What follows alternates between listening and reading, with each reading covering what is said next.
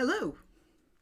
Well, seeing as I already had to junk one video because events moved past the video I'd made, I'm going to stick to something that's slightly, that's more timeless, at least for a couple of days.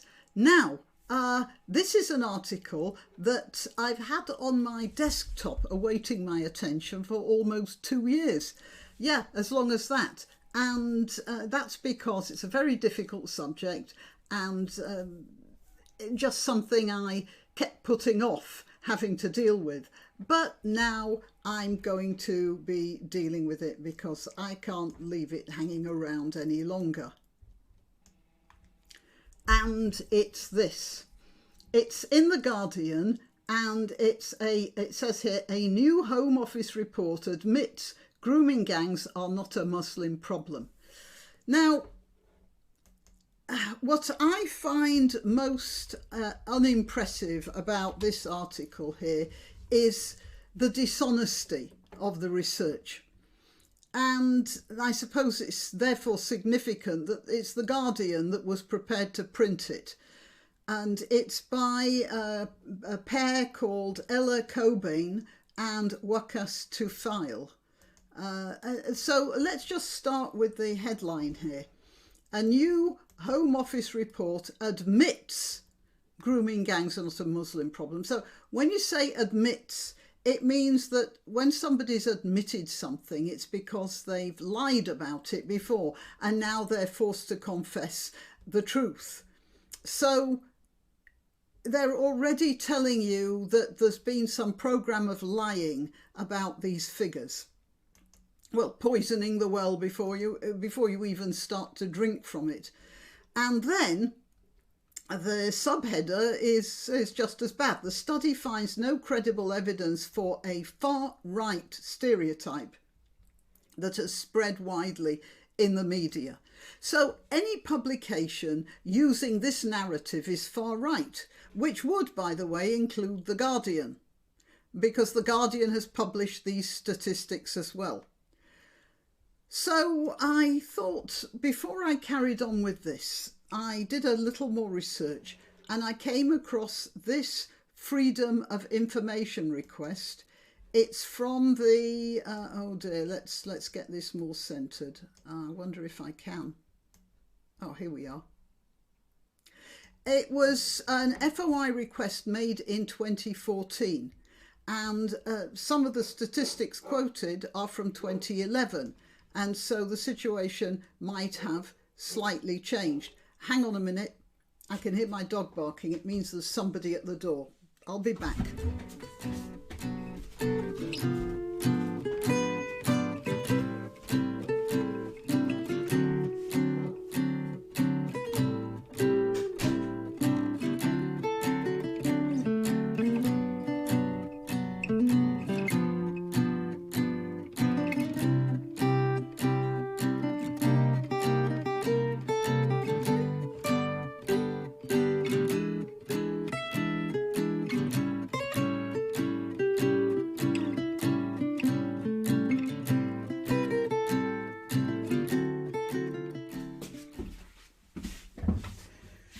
It was the postman. He loves the postman. The postman keeps giving him treats. Okay, so let's get back to this. So, as I said, the situation will have changed slightly. For a start, the Muslim population might be a bit higher. All right, so let's start with this. For future discussions and potential programme, this is the request. Programme making, we would like to investigate reports that 60% of males in prison convicted of rape are Muslims. Please can you give us the proper stats for these? All right, so there's a couple of paragraphs here about how terrible rape is. Yes, we all know that, and there's no need for it, but you know, they've got to put it down. As at 31st of March 2014, the latest point in time for which data is available for public use, the male prison population in England and Wales for all offenders serving immediate custodial sentence for rape was 5,682. Of this, there were 676 offenders who self-declared their religion as Muslim. That means they were 12% of the population. So having seen that, I then looked up the different religions in British society, and I got these statistics. The largest religion in the 2011 census for England and Wales was Christianity, with 33.2 million people. That is 59.3% of the population. Muslims were the next largest religious group with 2.7 million people, which is 4.8% of the population. I'm going to refer to that mostly as 5% because it's near enough to that. All right, so let's discuss that because this is quite an important set of statistics. 59% of the population self-declare as Christian and 5% self-declare as Muslim. But that's not the whole story, because the statistics are skewed by the following cultural problem.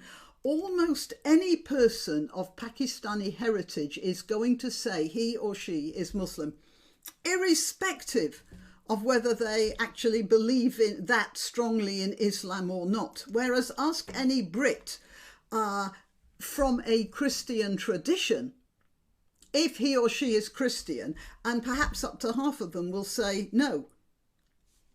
That is, they're from the tradition, they in general principle follow Christian rules, but they don't describe themselves as Christian.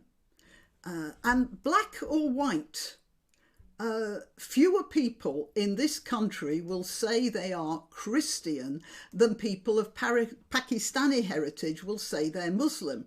So statistical proportions will show far more Muslims than Christians in proportion to the population out of which they came.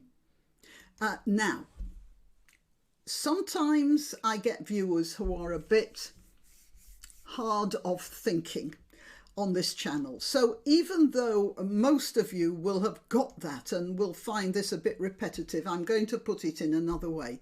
You get 100 white Europeans, a mixture, maybe not just white Europeans, Jamaicans and Nigerians, for instance, as well, but from a generally Christian background, and ask them if they describe themselves as Christians, and 59 of them say yes, which means you get a figure of 59% for Christians. And then you get 5 Pakistanis and you ask them if they describe themselves as Muslim, and however much 1 or 2 of them might really think it's a lot of nonsense, all 5 of them will say they're Muslim. So if you're taking just the self-described figures upon which to base a result, and 5 of 59 is going to be around 8%, then Pakistanis would come out as around 8%, not the 5% that they really are. So it means there's a fewer percentage of Muslims against the rest of the population than there actually are, if you're just going to take broad statistics. So when you get a 12% Muslim population, 12% Muslim prison population convicted of rape, it means they're not 12% of a relative population size of 5%, but 12% of prisoners from a relative population size of perhaps 4% or even 3%, which is how it would be if they were Christians being asked to self-describe. So that's a very high proportion in regard to the rest of the population.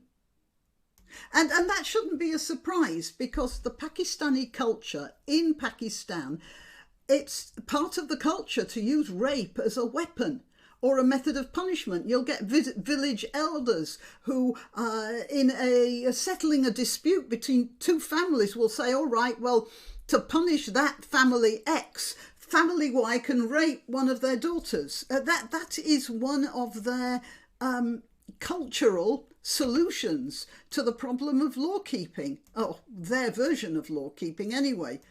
And if it's such a cultural habit, why would they lose it when they come here, especially if they are being encouraged to hang on to their cultural heritage when they get here by the multicultural credo of schools, which is being pumped with increasing zealotry over the past, I believe, about 40 years. Anyway, back to the article. So whatever the authors say, there is a very heavy preponderance of Muslims doing rape in proportion to their numbers.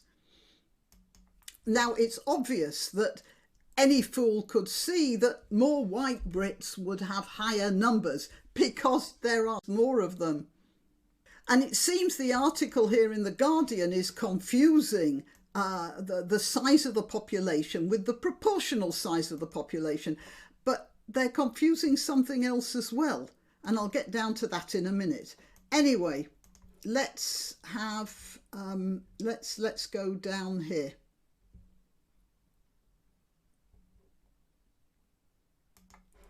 This week marks a watershed moment in a decade of discussion of grooming gangs. A much anticipated Home Office report has concluded that there is no credible evidence that any one ethnic group is overrepresented in cases of child exploitation. For many in Britain today, the term grooming gang immediately suggests Pakistani heritage Muslim men abusing white girls. But the Home Office researchers now tell us that research has found that group-based offenders are most commonly white. And I shall repeat, of course they are more, because there are more of them by a factor of millions. Let's carry on. A powerful modern racial myth has been exploded. What started as well, that's nothing of the sort, of course. It's not been exploded at all. What started as a far-right trope, has migrated into the mainstream, meeting little resistance along the way. So why are these group offenders most commonly white? Let's get on to that. And this is the bit that, well, it's right down here. It's right down here. Let me find it. Ah, here we are. Right way. Unless you're really looking for it, you don't find it, because most people just read the first 3 or 4 paragraphs of an article. And it starts, this misdirected focus can be found in the Home Office report itself. Its title and executive summary both imply it covers group-based child sexual exploitation. But it fails to include a whole range of problems that might reasonably fit into that category. So they are making an assertion here that it's reasonable that other things should be taken into account. And some of them aren't reasonable at all. Well, they're not comparable anyway, such as abuse that occurs online. Well, yeah, that's pretty bad, but that's not what we're talking about here, is it? And in schools, yeah, care homes and other institutions. Instead, it follows the crowd by dwelling on child sexual exploitation in the community. And they put that in quotes there because they're implying that they're just talking about a particular sort of community. So yes, indeed, there are very many cases of children being abused in care homes, although that could be dealt with by proper oversight from councils. Unfortunately, care home child exploitation is most often found in Labour councils for some reason, and I suspect it's because Labour councils are less efficient for many reasons. Okay, so now I'm going to ask, what's the difference between a couple of care home supervisors? You know, we're talking about group sexual exploitation here. So maybe a couple of 5 or 6 care home supervisors colluding in taking advantage of children in an orphanage. They don't call them orphanages anymore, do they? They call them care homes, which is a sort of grim joke, isn't it? I'm going to use orphanage because it's a quicker word. What's the difference between a group of care home orphanage supervisors raping children in the orphanage, or grooming gangs taking advantage of girls in a kebab shop? Well, let's go through the possible differences. And the first is numbers. There are around 27 times the number of non-Muslim people in the UK, and that's at a minimum. And if the abuse by non-Muslims were mirrored in the same way, in the same proportion rather, as it is committed by the Muslims, that is, if it were multiplied by 27, then there wouldn't be a single child in the United Kingdom who hadn't been assaulted. The victims of the grooming gangs through this country number in the thousands. So there's a good deal of difference in numbers here, isn't there? When you think of the number of children abused by these Pakistani rape gangs. Oh, hang on, I'm going to stop here, and I'm going to say, because I forgot to say it to begin with, I am Granniopteryx, and I'm on YouTube, Rumble, BitChute and Minds, and I let you know when I've uploaded a video on Twitter, Gab and Parler, and my address there is @Granniopteryx. And I do ask you to help my channel by liking, sharing and subscribing. Subscribing is very important, but YouTube tend to drop subscriptions. So if you're subscribed to me on YouTube, please check the subscription and make sure it's still going. You see, the point is, and this is what reminded me of it, I'm talking about stuff that I simply couldn't monetize this video on YouTube. So if you want to help me financially, click one of the links below. There's Buymeacoffee, Subscribestar and PayPal, just to help me along, because I'm doing this in the full knowledge that I'd be very lucky if YouTube didn't block the video altogether, let alone putting advertising on it. All right, so let's carry on. So I'm saying the big difference here is numbers. There's another difference, and that's what you might call close associate acceptance. For instance, in general, relatives of care home supervisors would stop inviting them round for dinner if it ever came out they were raping the children in their orphanages. Pakistani relatives, because of clan loyalties, would gather round and protect somebody who got accused of this sort of a crime. And that's another problem, because it reduces the social punishment.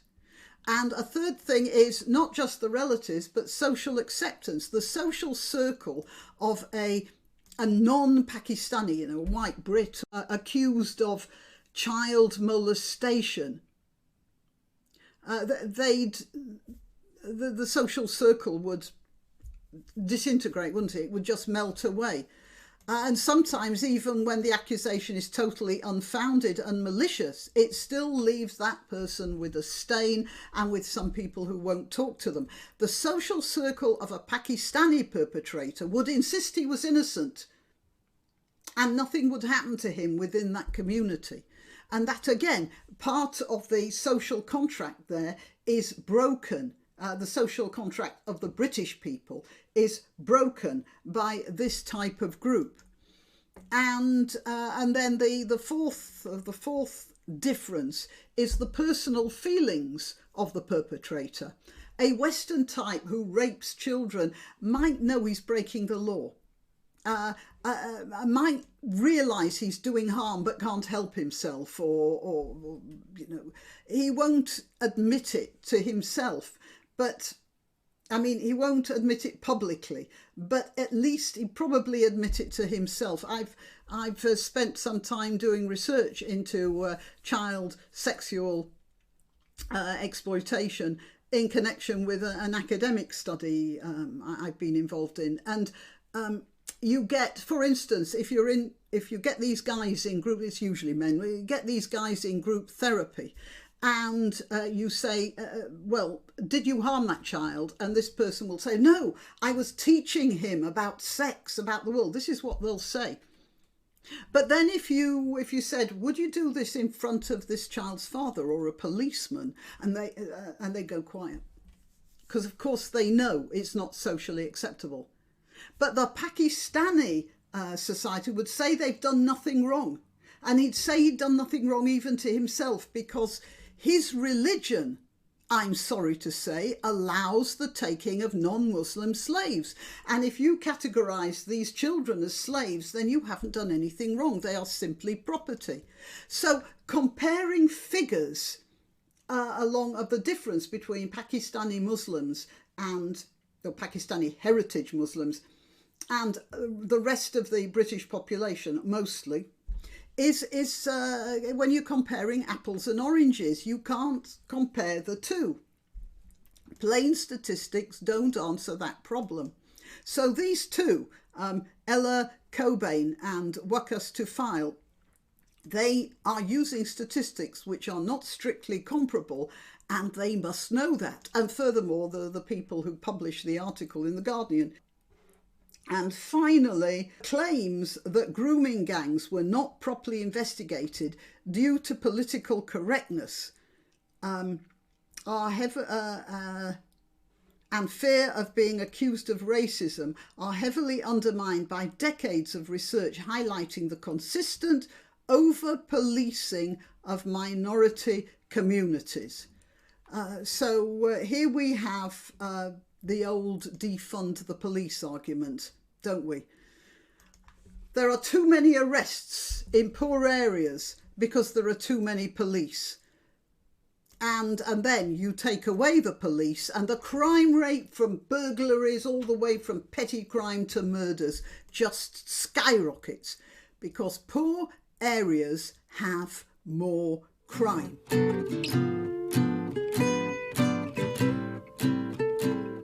That's not over-policing, or they say over-policing. That's policing where it's needed. That's the police stopping the poor but honest citizens from falling victim to the chaotic lives of their less socially responsible neighbours. But yeah, that's the Guardian for you, or the Guardian writer for you. Blame the police for the behaviour of the criminal. All right, well, yeah, that's the article. I finally got it done. And as I said, I'm Granniopteryx. Please like, share, subscribe, and yeah, see you next time. Why not treat yourself or a favoured relative or friend to these magnificent examples of merch? The mugs and t-shirts come in the Granniopteryx design or Granbo with a firearm or the more deadly knitting needles. Go to www.granniopteryx.com and whatever platform you're watching this on, please click like, subscribe and share, share, share.